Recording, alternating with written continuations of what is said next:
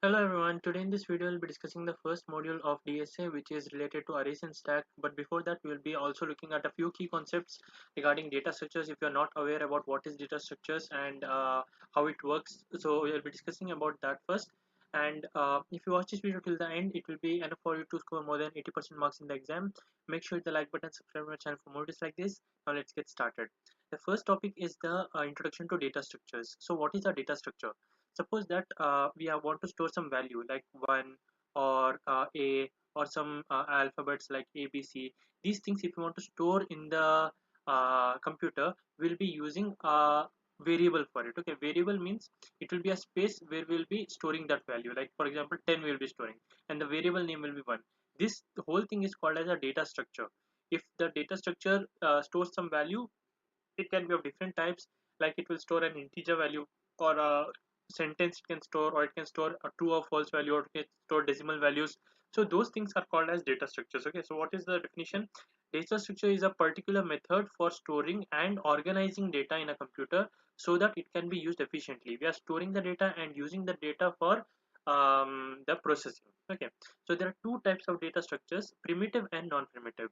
What is primitive? The primitive ones are the ones which are modified by computer, like computer easily we can modify directly. Okay, so that comes the examples are integer, character and boolean. Okay, and non-primitive types are the ones which cannot be directly manipulated by the computer. We need to write some function for it, or we need to write a code for it. Okay, so that includes non-primitive types: array, linked list, etc. Okay, so primitive means manipulated by computer, non-primitive means it cannot be directly manipulated by computer. In non-primitive we have two types: linear and non-linear. Okay, so what is linear? Linear means it shows the relationship between the adjacency elements. Okay, for now just remember this one. We'll be diving deep into what relationship means, and that time you'll be getting to know it. And the non-linear ones means it do not have the relationship between the adjacency elements. Okay, let's move on. What are the operations on the data structures? Like for example, I have some data in that name is stored. Okay, like Bob. Okay, Bob is stored in that name. Now with that name, what all I can do? First is I have to create that name, right? So create operation is used on the data structures. Insert the data. After creating a data structures, it's empty, right? We have to store some data in that. That means adding a new record in the data is called as insertion operation. Deletion means removing the data. Search means checking if that is there or not. Sorting means we are arranging it in a different order as ascending order or descending order. Merge means merging two things, means combining two things. Okay, like Bob and Alan, we are combining both of them. That will be called as a merge operation. Traversal means we are checking each element one by one. Okay, we are starting from the starting point and moving till the end of the data structure, and we are checking each of the data inside it. That is called as a traversal. Usually it is done for performing some operation on all the elements. Like for example, if you want to add one to all the elements present in the data structure, we'll be going to each of those records and adding one by one. So going to that is called as traversal. Okay, that's called as a traversal, and these are the operations on data structures. Next we have array. What is an array? Array is a set of same data type elements. Okay, like we will be having the similar data types together in a consecutive memory locations, and all will be of same type. So the type here is given as integer. Okay, so this is called as an array. Okay, and we'll be declaring it as follows in C++: int a of 5. This is the size we are specifying. What is the size it should be, how many spaces should be there, and what is the name of the array should be there, and what is the data type of the array should be there. Okay, next we are going to see about the structures. What is a structure? It is a user defined data type that stores similar or different data. Array will store only same data, okay, but structure can store different data, like it can store integer, character, float. Okay, so all of these together can be stored in a one data structure. So we'll be writing struct name of the data structure, which is student here, name of the structure, and we are using char sname and int age and float average marks, and we'll be closing it. Okay, so this is the definition for a structure. Here we'll be having a different or similar kind of data. Now what is a nested structure? Nested structure means inside the structure there will be another structure. Okay, so this is a simple structure, date, which has that in day, month and year, and we'll be using the date inside another structure. So I'm defining another structure, employee, and inside that I am putting char name, an array of name, and here we are writing date, dob. So date is what? Another structure which is already defined. So for date of birth I need the day, month and year, so I create a structure and use it here. Okay, that is called as a nested structure. Now to manipulate the struct data, what we do is we create the object of it. Employee is the structure name, employee EMP, the structure will be created, and emp.dob.date, I'm setting it, emp.dob.month, we are setting it. So what's happening, EMP is an object created, inside that there is DOB, right? See, employee is an object, the employee is the structure name from which we created EMP object. So emp.dob will go inside this. Again dot date, if I do inside DOB also there is date, right? So inside DOB, where is date? Here it is date. Okay, date. Date. Yeah. So inside date it is day. So date dot day I have to do. Okay, that's how we have done here. So this is day. Okay, actually not date. It is day. And emp.dob.day is equal to 9. emp.dob.month is equal to 2, and so on. Okay. Now this is one structure. This is one record. Like that we can create multiple records so that it can be in an array form. emp1, then emp2, and emp3, and so on. So this is called as an array of structures. Okay, that's how we create struct employee s10. So s is the name of the array of type employee structure, and it has 10 spaces, means 10 employees value data can be stored consecutively in the memory location. Next we have union. What is a union? It's a user defined data type similar to the structures, which can have same or different data type, but it shares the memory. Okay, what do you mean by sharing memory? Before that, let's have a look at the syntax. Union num, and here we'll be putting the data types and the variables declaration, and we'll be creating an object void num n1. Now we have to now we have a union n1 which can be used to store either int or float data. Like see, int is there, float is there, but both we can't use. Okay, why we can't use? So internally what happens in the memory, so n1 is created, a union, and one space is only there. Here either float can be there or it can have an integer a or float b. Either of them should be there, both cannot be there at the same place, because the memory space is allocated only for one space, either float or int, both cannot be there. The memory space is not allocating both. Okay, so if we execute the following statement, n1 dot a is equal to 5, that means integer will be stored here, a's value will be stored. If we execute n1 dot b is equal to 6.52, there will be not a separate space here where you can store 6.52. It's only having a limited space, so it overwrites it. Okay, then if we try to access b, we'll be getting the access. If we try to access a, it will be saying a does not exist because the a is overwritten here. So a and b both have the same space here. Okay, and whichever command we run the latest, that will be stored. Okay, next we have pointers. What do you mean by pointer? It's also a variable, but it can store the address of another variable. Okay, so usually when we create a variable, we'll be storing some data here, and that data where we store that also has an address. Okay, because it's stored in a memory, and memory has address, right? So this address, if you want to store somewhere, we can use another variable, but we have to call it as a pointer. Okay, and we have to declare it as follows to store an address. So this will be p here, and the address will be stored here, and even the pointer will also have another address, because that's also being stored in the memory itself, right? So the code will be as follows: int a is equal to 10. So this is created, int a is equal to 10, and then we'll declare a pointer star p, and inside the p we'll be writing ampersand a. Ampersand will ensure that we get the address. Okay, if you just write a, then what will store? 10 will be stored here. But if you write ampersand a, at that time the address will be taken, and that will be stored here. Okay. Next we have accessing variables through pointers. Okay, by using pointers we are going to access the variables. How do we do that?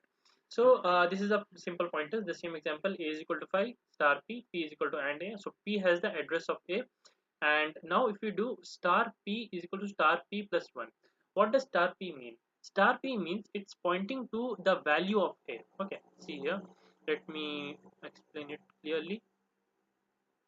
Okay, see, a is created, a has 5, and it has an address xyz. Okay, then we created p, so p is also created, and it is being assigned ampersand a. That means xyz will be stored here. Okay, now what does star p mean? Star p means the first piece value will be accessed. Star will ensure that what is present in this address, that should be accessed. Okay, so star p is equal to 5. Got it? Star p is equal to 5. Now what we are doing? Star p plus 1. That means star p plus 1 will be 5 plus 1, that is equal to 6. And 6 is again being assigned in star p only. Star p means this point it will be assigned as 6. Okay, so a's value will become 6. Now if you print star p will go and check what is present here. It will print 6. Now if you print a also, it will print 6 only. Okay, this is how the pointers work. Next, we have a few functions which can be defined using pointers. Okay, so when we call a function by passing the parameters like the address of the variable. Okay, what is the address? Address is ampersand a. Like a is a variable, address will be ampersand a. If you pass the address of the variable, we call it pass by reference. Okay, here also pointers will be used. Let's understand it using an example. Okay, this I took from the TKT engineers website. So here we have program to swap two characters using functions. Okay, so here we have in void main char a and b. Okay, and we are entering two characters a and b, and we are taking those characters and storing values. So if we stored a is equal to 5, b is equal to 6, suppose that. Okay, then the value of before swap will be 6 and 5, 5 and 6 only. Then what we are doing, we are passing ampersand a and ampersand b into swap function, and that swap function is defined here, where ampersand a will be stored as p1 and ampersand b will be stored as p2. So p1 is pointing to a and p2 is pointing to b. Right, now what we are doing, now we are doing the swapping operation. This you are already aware of. Temp is equal to p1, so p1's value will be in temp and p2's value will be set to p1, and then in p2 whatever we have stored in temp, that will be assigned. What we are stored in temp, p1 we have stored, so p1 will be assigned to p2. So p1's value will come in p2 and p2's value will come in p1. Okay, like it will be a reverse operation. So this is how we swap the variables using the address we are passing here and using pointers. Okay.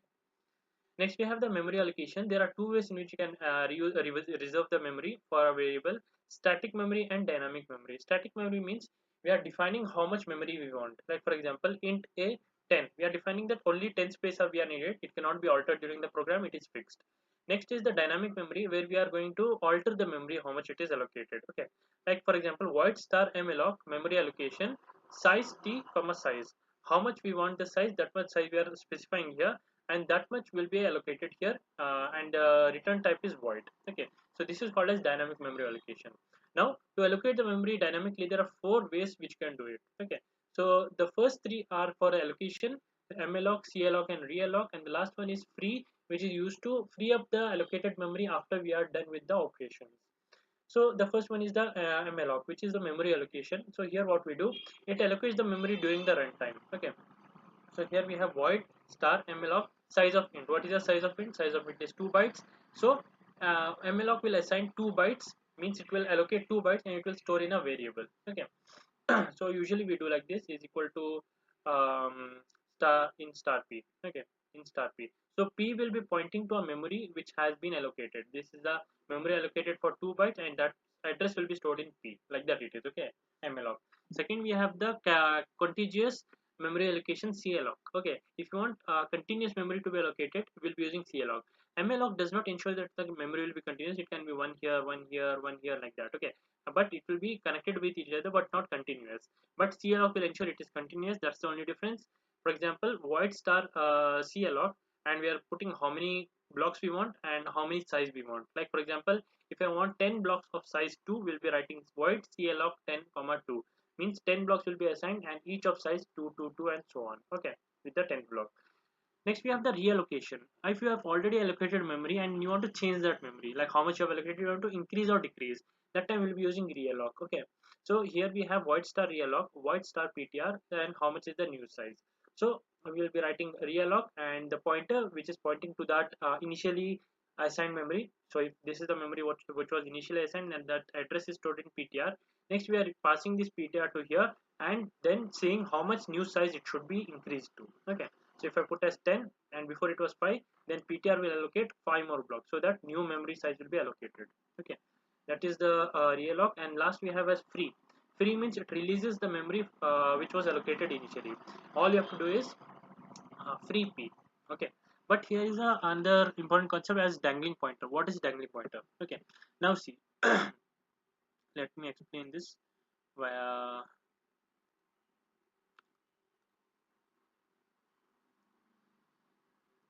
Okay, I'll give an illustration of what's happening here. Now see, we have star p and star f. Okay, so p is here and f is here.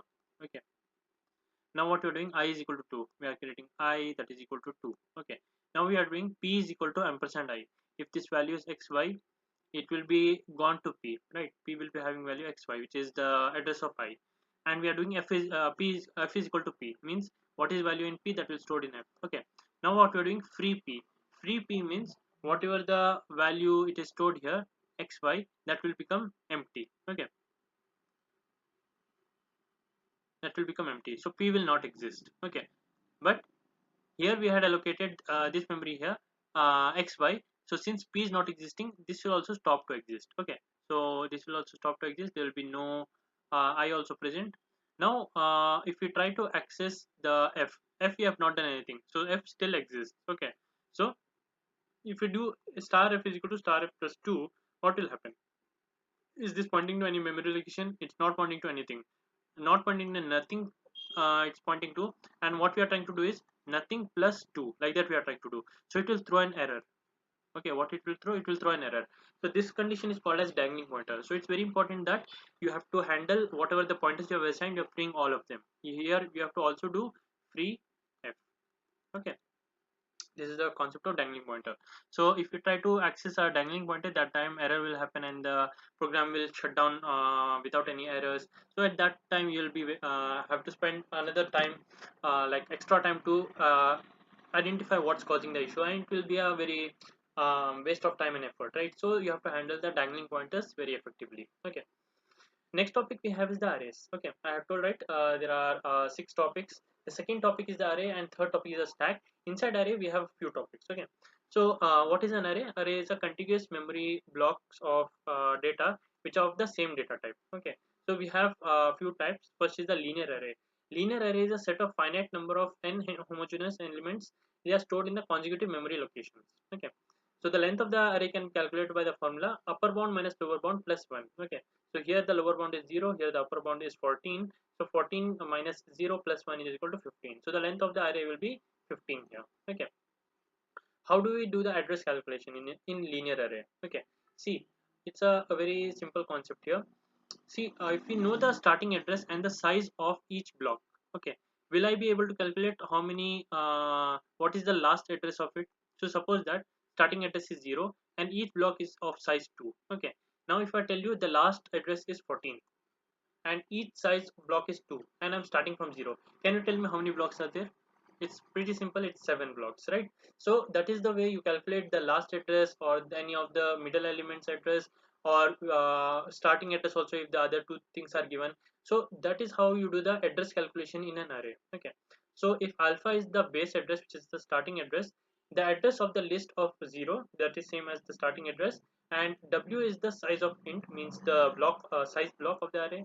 Each block, this is the size w is equal to 2 in most of the cases because int array is there. And address of list 1, what will be the address of list 1? Alpha plus w into 1, means alpha plus 2. What is the size of means the address of list 2, the second third block? The third block will be alpha plus 2 times the size of w. If for the n, we will be calculating alpha plus n times w block, because after n blocks only the nth block will come, right? So we have to calculate how many means the value will be there of the address by alpha plus w into n. Next up we have is a multi-dimensional array. In multi-dimensional we have more than one means more than one row. Okay, in 1D we just have one row, right? This is one row and we have a data and we have the indexes. In 2D we'll have a matrix. Okay, how do you declare the 2D array? Int a 3 5, 3 is the number of rows and 5 is the number of columns. So we'll be representing as 0 1 2. Array will always start from 0, and this, since 5 rows are there, 0 1 2 3 4.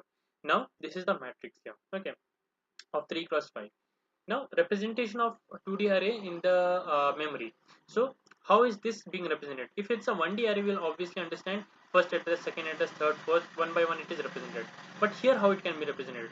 Either it can be represented in the form of this first, second, third, fourth, fifth, sixth, seventh, eighth, ninth, and so on. Like this it can be stored in the memory, or it can be stored in this way: 1 2 3 4 5 6 7 8 9 10 11 12 13 14 15. Okay, like this first will be stored, then this will be stored, this will be stored in this order. Okay, so that two types come: row major and column major.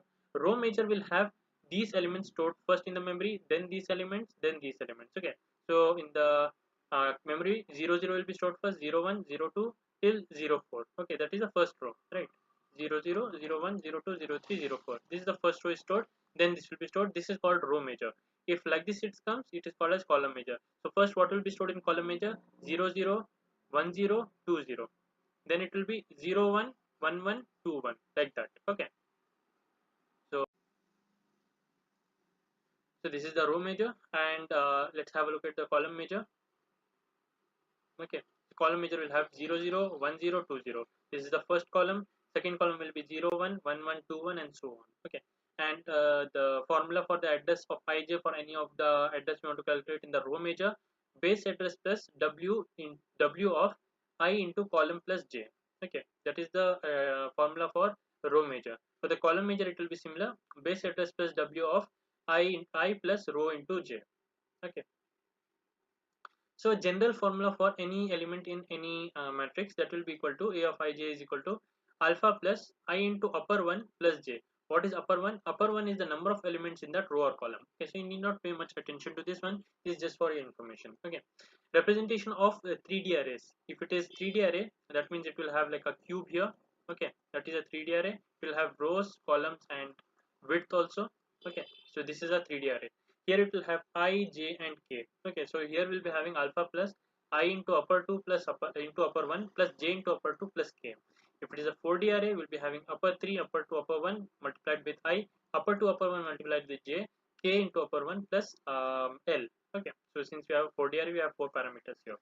If it is ND array, it will just keep on increasing n minus 1 into n minus 2 and so on. Okay. Now we have the array operations. There are 6 operations are there: traversal, search, insertion, deletion, sorting, and merging. These meanings you already know. Traversal and search is very similar. We are going to each of those locations of the memory elements. Okay. So here we have void display array, and here we have A. A array is getting passed. So this is an A array which is getting passed. Now int A is there. For I is equal to 0, I is less than an I plus plus. We are printing what is A of I. Okay. So this is A here, and this will be having indexes 0 1 2. So each time it will go to 0 1 2 3, and it will print what is present in these locations. Okay, that is how you do the traversal and search. In search, what you will do, you will check if that element is the one which you are looking for or not by using an if condition. Insertion, how you will do, A of I should be equal to 10. Suppose that in the second place I want to put the value, instead of 6 I want to put as 5. So what I will do, A of 2 is equal to 5 I will do. So what will happen, in the second location 5 will be stored, right? Deletion means we are removing that element. So for removing, we are just pushing the element one place in the front. Okay, A of I plus 1 is equal to A of I. So a new element will be coming in this place, and the previous element will be getting deleted. Okay, sorting means rearranging the elements in increasing or decreasing order. Okay, so there are some algorithms: bubble sort, insertion sort, selection sort. For that we'll be using sorting. Okay, and for searching there's another type, which is the binary search. Linear search is the same thing which I just explained using for loop. For each element we'll be accessing by using going for loop, this place, this place, this place, and searching. But we also have a binary search. In binary search, it should be sorted. That is the condition. It should be sorted. Okay, if it's not sorted, it will be not possible, and it is stored in ascending order. Now here what we are going to do, we have to find 8. Okay, is 8 present anywhere? Yes. So what we are actually doing is, since we want to find 8, what we'll be doing, we'll be checking the middle elements. Okay, 15 and 22. Is 8 more than 15 or less than 15? It is less than 15. So this part we need not check only, right? So we will be discarding this part. Like that, we are dividing this into 2 parts, and we are going to check this part. We are discarding this part. Okay. Then again we are going to divide this into 2 parts based on whether 8 is greater than 10 or less than 10. Based on that, we are going to divide these two, and this part will not be checking. And here we will be getting 8 is greater than 8 or less than 8. Both are not true, so that means it's equal to 8. Okay, so that's how we'll be finding which index it is. This is called as a binary search. Okay, the code is also very simple. Let me quickly go through it. Here what you are doing, here you are taking the values. Let me change the pen here. We'll take a white pen. Okay, so observe carefully what's happening here. Here we are taking int a, 10, I, key, mid, low, high, and n. Okay, these are the variables you are taking.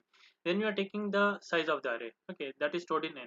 Next, what we are doing, we are traversing the array from I is equal to 0 to I is equal to less than n, and taking each of the elements in a of I. So we are getting the array I. Okay, after we have gotten the array I, we are entering the key which we want to find out. So in key it will be stored.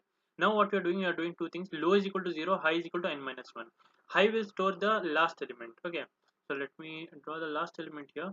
So if this is the array, okay, let's suppose that this is the array.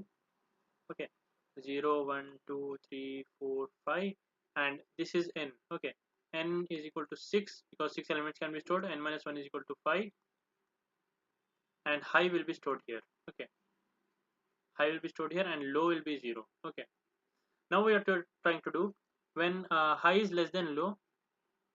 Okay, when low is less than or equal to high, since low is less than or equal to high, yeah, that's true. If key is equal to a of mid, what is mid? Mid is equal to low plus high by 2, means the middle point. The middle point will be taken as mid. Okay, so here the middle point will be 2. 2 will be taken as mid. Now what element is stored here, that we will be considering. Okay, let's store some elements: 5, 6, 8, 11, 13, 12, 15. Okay, now suppose that I'm trying to find out 6. Okay, now the middle element is 8. Now what we are trying to do, if middle is less than or equal to here it is, if key is equal to a of mid, is key equal to this one 8, what you're trying to say, key is equal to 6, right? But 8 is not here. A of mid is pointing to 8 and we're trying to find out 6, so this is not true.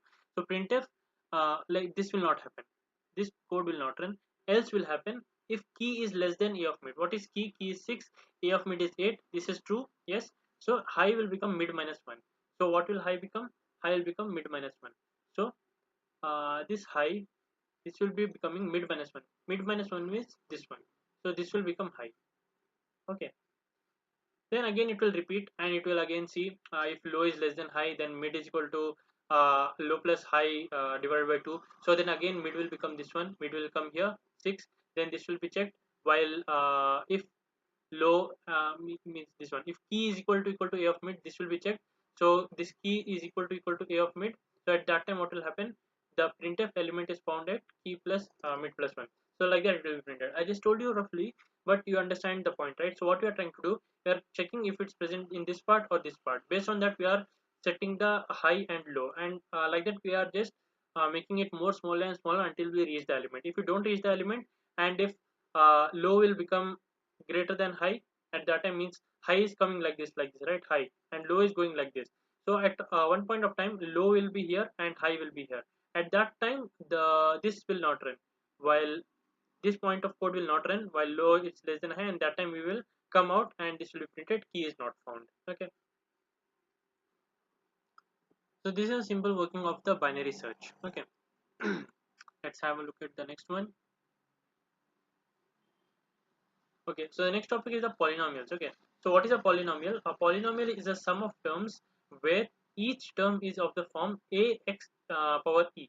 Okay, so where a is the coefficient and x is the variable and e is the exponent. Okay, for example, a of x is given as 3x power 20 plus 2x power 5 plus 4. Okay, so here this is the coefficient and this is the variable and this is the exponent. Okay, like that this is called as one term, and like that three terms are there. Now how do we represent the polynomials in the form of array? Okay, so for that we will be using this one, type def struct, and here we have the coefficient, here we have the exponent. Okay, the structure has two things, because we need coefficient, we need the exponent value, so we are defining it as follows. Okay, and here we have polynomial terms 100. So this is one of the polynomial, like that we are declaring our array of polynomials with the name terms 100. So what will happen, terms will be an array where coefficient exponent will be there, coefficient exponent, like that 100 will be there. Okay, so to store 100 like this, what I mean to say is this is one, like that if you want to store 100 terms we will be using this array. Okay, now how do you store the values inside it? Okay, to store the values inside it, let's suppose we want to store a of x and b of x here. So what we'll do, 2x 1000 is here. Okay, so what is 2? 2 is coefficient. Okay, so what we'll do, we'll create a representation of array. This is coefficient, this is exponent. So for the a of x we'll store first. So it is 2 here, coefficient is 2, exponent is 100, so we'll be storing 100 here. And this is 1 here. 1 means 1 is nothing but 1 into x power 0. Okay, this can be stored like this. So exponent here is 0 and coefficient is 1, right? So coefficient is 1, exponent is 0. This is a of x. Similarly, b of x will have 1 into 4. So 1 and 4 will be here. 10 and 3. So 10 and 3 will be here. 3 and 2. 3 and 2 will be here. 1 and 0, x power 0, right? So 1 and 0 will be here. This is how you store the values of polynomial inside an array. Okay. The next topic we have is the sparse matrices. Okay, what do you mean by sparse matrix? Sparse matrix is also a similar matrix, but here we'll be having a majority of zeros. Majority of the entry where it is zero, that is called as a sparse matrix. So as you can see here, there are very few values where it's actually having a value. Rest of them are zeros, right? So this is called as a sparse matrix. Okay. Now how do we represent sparse matrix? Sparse matrix to represent we'll be using type def of struct. we'll be having inside the structure column, row, and values, and the structure will be called as term, and then we'll be creating a array of that terms. Okay, because we want to store each term, right? So every value here, as you can see, every value has a row associated with that and a column associated with that and the value itself. So three things should be there. Like that, how many are there? This is there, this is there, this is there. Like that, many are there, right? So all of these has 333 values stored consecutively. So that's why we created an array with the structure term, which will store the three values called row and value. Okay, so for example, if you want to store this one, okay, this is the same one, we are storing it here. So the first row of the array will be 6, 6, and 8. So what it denotes is 6 rows are there, 6 columns are there, and 8 values are there, which are non-zero. Okay, see, 6 columns and the rows we have 6, and how many are non-zero? 1, 2, 3, 4, 5, 6, 7, 8. So we have written 8. So first row will be dedicated for the information of the matrix. 6 rows, 6 columns, and how many are non-zero values. From next we'll be storing the values. In 0, 0, what we have? 15, right? So this is the 0 row and column, we have 15, so we are writing it like this. Next we have in the 0th row third column we have 22. In the 0th row third column we have 22. Next we have 0, 5, minus 15, 0, 5, minus 15. Like that for the next row also. 1, 1, 11, 1, 1, 11. Then we have here 1, 2, 3, 1, 2, 3, and so on till 5 to 28. So 5 to 28. This is how you store the sparse matrix in the array. Now we are learning about the transpose of a matrix. What it means? It means interchanging the rows and columns. Very simple. Here we have a 3D matrix. So sorry, 2D matrix with 3 rows and 3 columns. Here we have 3, 2, 4, 16, 0, 1, and 7, 13, 21. If you want to do the transpose on this one, okay, how do we do the transpose of this one? Interchange the rows and columns. 3 to 4, write like this, 3 to 4. 16, 0, 1, write like this, 16, 0, 1. 7, 13, 21, write like this, 17, 13, 21. This is called as a transpose matrix. Okay. Now there's a function to do the transpose of a sparse matrix. If you write this 2 to 3 times, it will be enough for you to remember. But let me go through it. What's happening here? We are defining a void transpose here with the term A and term B. Means two arrays we are taking, which is representing the specific matrices. Okay. Now what we are trying to do, the term A is already the initial matrix, the term B is empty. Okay, here we have to store the transpose of it. Okay, so we are creating some variables n, I, j, current B, and we are taking in n the a0 dot value. What does a0 dot value indicate? How many elements are non-zero, right? See here I had showed you, right? What is a0 of value? A0 of value means how many non-zero elements are there. That is being stored in n. N is equal to a of 0 dot value, right? So this will store how many non-zero elements are there. Like that, we'll take how many rows and columns are there. A0 dot row, A0 dot column. Okay, that's what we are taking here. Okay, we are storing the number of non-zero elements, and B of 0 dot row is equal to A0 dot column. B0 dot column is equal to A0 dot row. See here, the B matrix is a transpose, right? So number of rows of B should be equal to number of columns of A, because every column will become see, every column in A will become a row in B, right? So the number of columns should be equal to the number of rows in B, right? That's what we are doing. A0 dot column is equal to B0 dot row. Similarly, B0 dot column is equal to A0 dot row. And here B0 dot value is equal to n. How many values were there? That many same values should be there in the matrix or transpose matrix as well. Okay. Now we are checking if it is a non-zero matrix. If it is a zero matrix, we cannot do the transpose. If it's a non-zero matrix, means there are some elements here. So what we will do, we'll take B, the current B is equal to 1. We'll run a double for loop here, which will go from I is equal to 0 till the number of columns. J is less than n. If A of J of column is equal to I, then what we have to do, B dot row is equal to A of J dot column is equal to row, and dot value is equal to value. Then we are doing current B plus plus. Okay, this is the only code which you have to remember, and it's very similar also, right? So this is how you do the transpose of a sparse matrix. Okay, a very important question from exam point of view. Next we have strings. Okay, what do you mean by strings? So string is an array of characters that is delimited by null character. So if you want to store this value in an array, what we will do, we'll store each letter in the one space of array, C, L, A, S, S. Okay, and here is the null character. So this is the character array where it stores the values of character. Okay. Now, how do we store the strings? This is one of the way. Another two ways are there. The fixed length structure. This is called as fixed length structure. Variable length and link structure is also there. Okay, let's have a look. So fixed length structure, this will have the structure as follows: 0 1 2 3 4 5, and this array will be pointing to each of these words here. Okay, and the words will be stored in a 2D array. Variable length structure will have an n number of elements. We can expand how much ever we want. Just that to indicate the end of the word, we have to put a dollar here because this length is not defined, right? So we want an end here. So we'll be denoting the end by using a dollar sign here. Okay. Next is the link structure. In link structure, we'll be having a link here, linked list. So linked list will be learning in the second module. But as of now, what you want to know is that these are separate blocks connected by a pointer. Okay, separate blocks connected by a pointer. This is called as a link structure. If it is one character per node, it will be like this. If it is four characters per node, four characters will be connected like this. Okay, those both are the ways for the storage of strings. Okay. Next we have pattern matching. What do you mean by pattern matching? If you want to find a pattern in the given string, okay, like AAB, where is AAB here?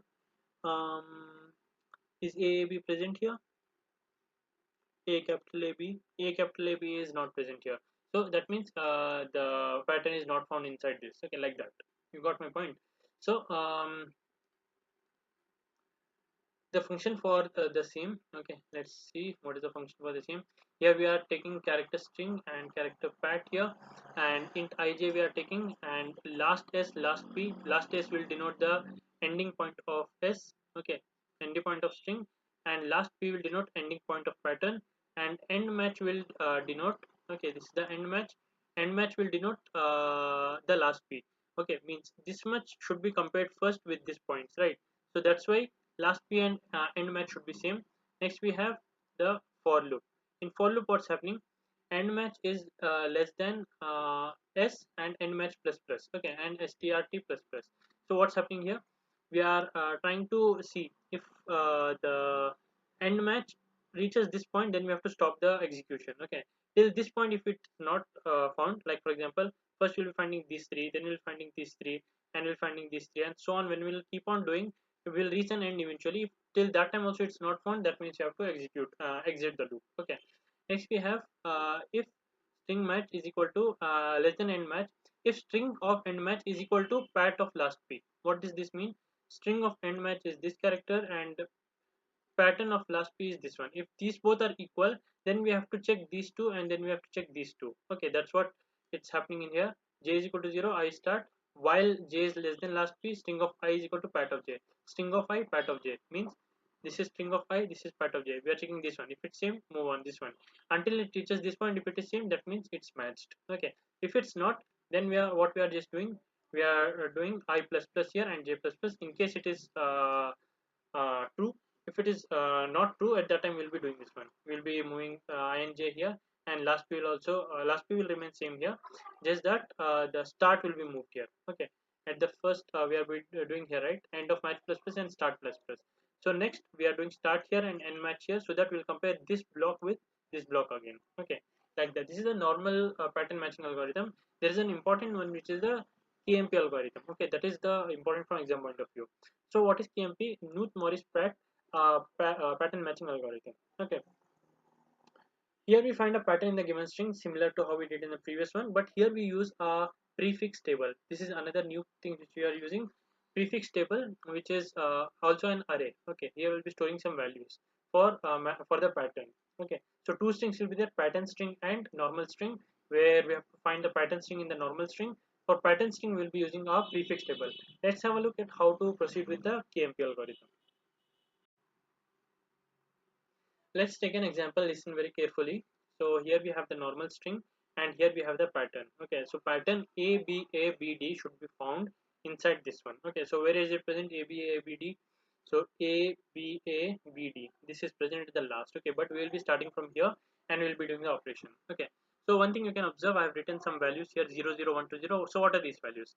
Before that, you have to take I here in the starting of the string and j here in the starting of the pattern. Okay, at the position 0, and this will start from 1. Okay, after you have done this much, go and check here. A, is it repeating somewhere? Yes. If it's repeating somewhere, just write this value here. So this value is written here. Then we have B. Is B repeating continuously after A? Yes. A is again, B has repeated, so write 2 here. Okay, after that again A, anywhere A is repeating? No, it's not. So we'll be stopping there.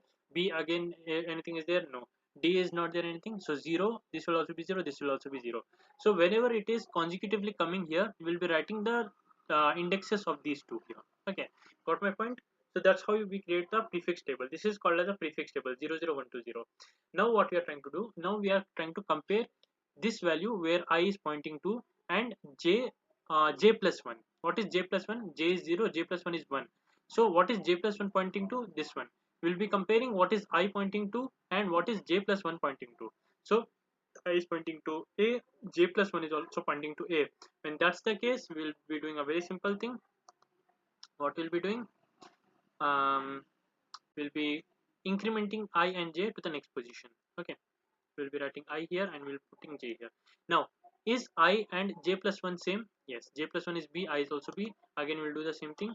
We'll be incrementing j, we'll be incrementing I. Okay. Now again, j plus 1 and I both are same. J plus 1 is A and I is 1. I is A. So again we have to increment it. Here it will be j and here it will be I. Okay. Now again, j plus 1 and I. Is it same? Yes, it is same. Both are B. So we are incrementing j and we are incrementing I. Now again we are checking if I and j plus 1 is same. So j is here. Okay, so what is j plus 1? J plus 1 is D and I is C. It is not same. When it is not same, what you have to do is you have to shift j, will not shift I. Okay, I, once it move forward, it will not go backward. J only we have to change. Now see, j how we will change, where will put j? We will put j where it is having this value. Okay, see, j is present here, so what value is given here? 2. So j should be gone to 2. Okay, this is the rule. Where j is present, where it has not matched, that what value is present here, there we have to put j. Okay, now again we'll compare. J plus 1 is A and I is pointing to C. Is both same? No, it's not same.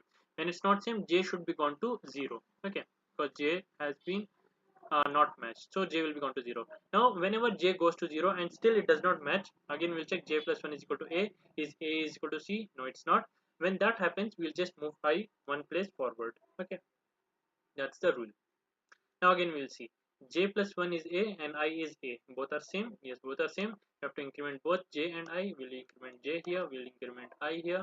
So again, j plus 1 is B and I is also B. So we'll increment I and j. Okay, after we have done that, we are again comparing. We'll again compare. I is pointing to C, j plus 1 is pointing to A. Both are same. No, it's not same. So j should be gone to this place, 0, right? So j will be coming here. Again, j plus 1, A is equal to C. No, it's not. When it's not, j will be remaining here because it's in already 0. I will be shifted to here. Now from here, observe carefully. J plus 1 is equal to A and I is also pointing to A. That case, it's same. We have to increment j and I both. So j and I both will be incremented here. Now again, j plus 1 is B and I is also pointing to B. Again, it's same. Increment I and increment j. After we have done that, again we'll compare j plus 1 is equal to A. I is also pointing to A. Again, we will increment it here and this also will increment it here. Now j plus 1 is B and I is also pointing to B. Again, we will increment both. Okay, j is here and I is here. Again, sorry, where was j? So j was initially here. We are incrementing it to the next position. Let's increment j here. Now we are again comparing. Sorry, j was here, right? So we are incrementing this one. So when we are incrementing j, okay, we'll increment j and put here. Now we are trying to compare a and the j plus 1. Is both same? No, j plus 1 is D and I is pointing to A. It's not same, so j have to go to 2. So let's move j to 2. Now we are comparing j plus 1 is A and I is also A. Both are same and incrementing it. After you have incremented it, j will come here and I will come here. Now again we are comparing j plus 1 is B and I is pointing to B. Both are same. Increment both.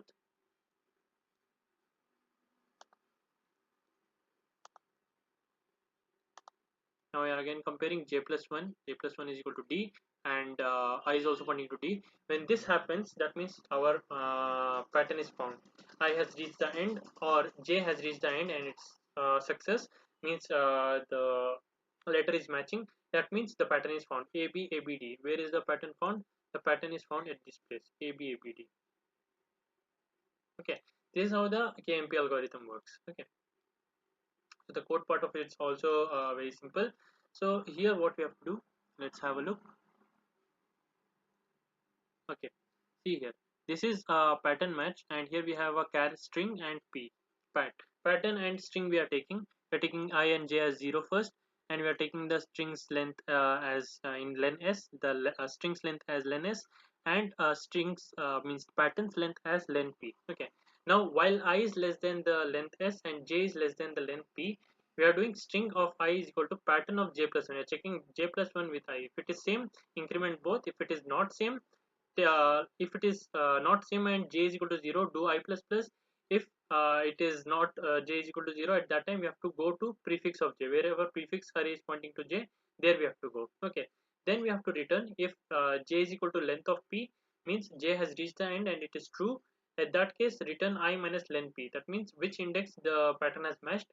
If it is not true, means the pattern is not found and it will return -1. Okay, this is how the KMP algorithm works. Okay,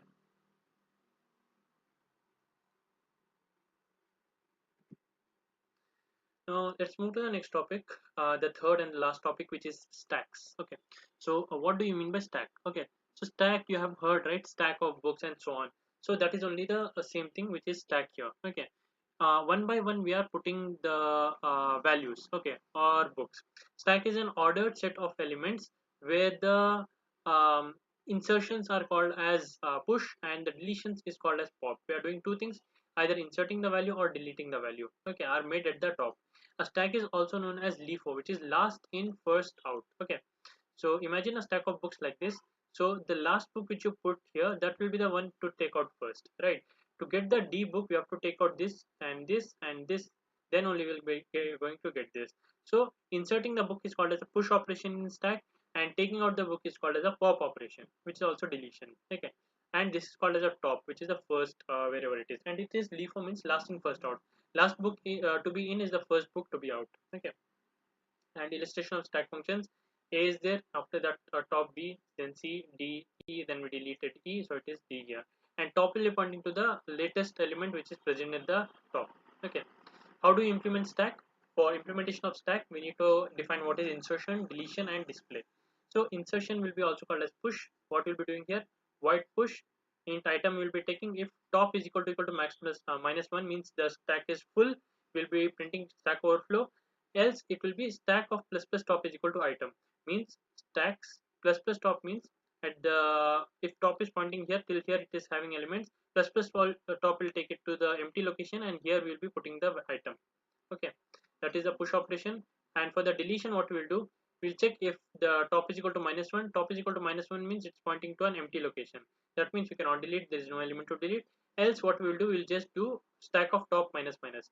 So stack will have a few elements here. If you want to delete this one, we'll just move top to here, so the top will start from here, and this one will not be considered anymore. Okay, next we have for the display. For the display, what we will do, we'll keep on coming from top. Okay, so if you see the for loop here, I is equal to top, I is greater than 0. So we'll be starting from the top, we'll be going to till the 0, and each time we'll be printing stack of I. Okay, means each time we'll be printing stack of I, stack of I, stack of I, and I will become reduced, means I will keep on reducing. Okay, till it reaches 0. That is how you display. Now the void main is also the same thing. We are just defining a menu here.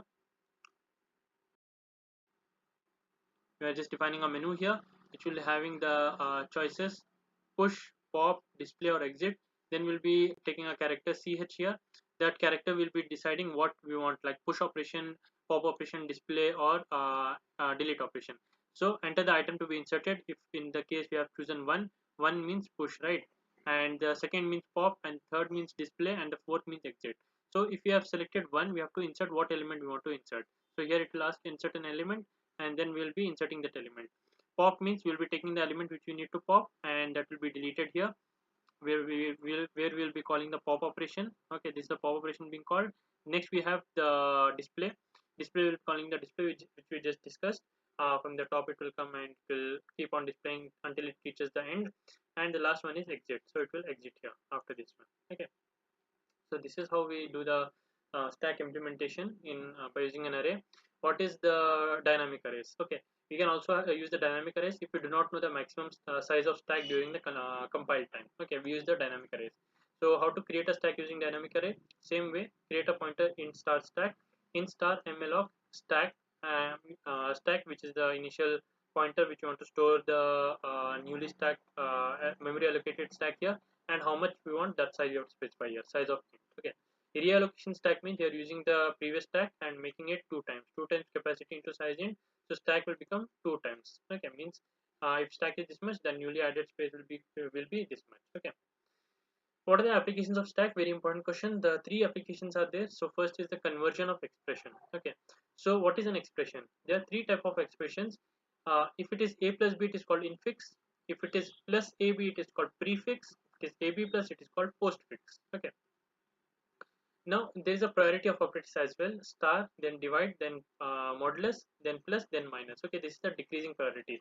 If two or more operators are there, this will be given the first priority, second priority, third, fourth, and fifth priority. Okay, now the conversion of infix or to the postfix. Okay, how do we do that? So you can expect a question as follows: translation of an infix string. This is the infix string given to postfix.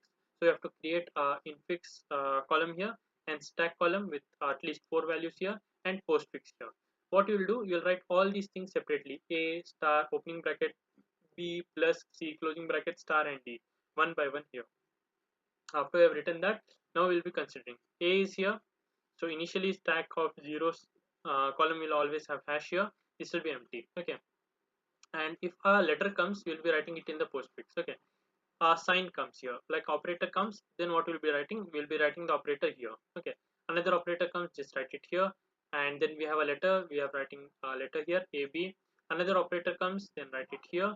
So this is also very important, that if a lower precedence operator comes here, we'll be keep on writing it. Okay, if a lower precedence operator comes. Okay, what do you mean by a lower precedence operator? After star plus came, so we have written that. Okay, and bracket is also here, after that only star came. Now if a closing bracket comes, whatever is inside this, that will be processed. Okay, let's have a look how that happens. Now till here we have written this one, then c is here, so we wrote here abc, and then the closing bracket came. See here, here is the closing bracket, right? So the closing bracket came here. When that happens, what will happen, this will be popped. Okay, this and this both will be popped, and these both will be taken outside. This will be cancelled by the opposite operator, but plus will be taken outside and written in front of this. You got what happened? abc is here and a closed bracket came here, so what happens, this both get cancelled and this will be empty here, so this will be taken and written in the front of abc. Then star is there, and this is also a star initially here. So when these both same come, one of them you have to use. Okay, one of them you have used here, and d is present here, so d will be written in the top of this. And since the stack is ended, whatever the operator is present here, how many ever they are there, they are popped in the same order. Okay, like first this, then this, then this. So since these two are empty, the only operator will be coming at the end of this here. Okay, so this is how you convert an infix into a postfix. Okay, now what is the second application? Evaluation of a postfix expression. So how do you evaluate a postfix expression? So suppose that we are given a question 623 plus minus 382 divide plus multiply $2 plus. Okay, so now what we have to do, dollar is nothing but the modulus operator. Okay, modulus operator. Now again we will do the same thing, the token, whatever the things are given here, write in the form of a column here, and stack content, 4 rows you have to 4 columns you have to make, and operand 1, operand 2, and result, these 3 columns you have to make. Now one by one, 6, put it here, 2, after 6 you have to put it here, 3, 6, 2, 3. Then here it is plus. When plus will come, what you have to do, you have to take the last two and do the plus operation. Right here 2, 3, do the plus, what is the result? 5. So write 5 here, remove these two and write 5 here. Then came minus 6, 5, minus, so 6, 5, 6 minus 5 is 1, so just write 1 here. Then 3 came, put 3, 8 came, put 8, 2 came, put 2. After that divide came, then 8 divided by 2 is 4, right here. Then plus 3 plus 4 is 7, right here, into 1 into 7 is 7, right here. 2 came, put here 2, and this, sorry, this is not the modulus operator, this is a square operator. Okay, square. So 7 square, 7 square become 49, then 3 is here, just 3 here, plus is there, 49 plus 3 is 52. The result will be 52. Okay, this is how you evaluate the postfix expression, a very important question from exam point of view. Okay, Moving on, we have the last application of the stack and the last topic of the module, which is recursion. Recursion is the process of calling the function itself. Okay, the function calls itself. Now let me explain you this by an example. Okay, so factorial. Let's take an example of factorial. What is factorial? If I write 5 and exclamation mark, that means I'm trying to calculate 5 factorial. What is 5 factorial? 5 into 4 factorial. What is 4 factorial? 4 into 3 factorial. What is 3 factorial? 3 into 2 factorial. What is 2 factorial? 2 into 1 factorial. 1 factorial will be 1 only. Okay, so what did you observe here? Here we are observing that if this is n, this will be n minus 1, right? N factorial will be equal to n into n minus 1 factorial. Since we are again calculating factorial only, which was in the question, but with a different number, we can use a function which can call itself, right?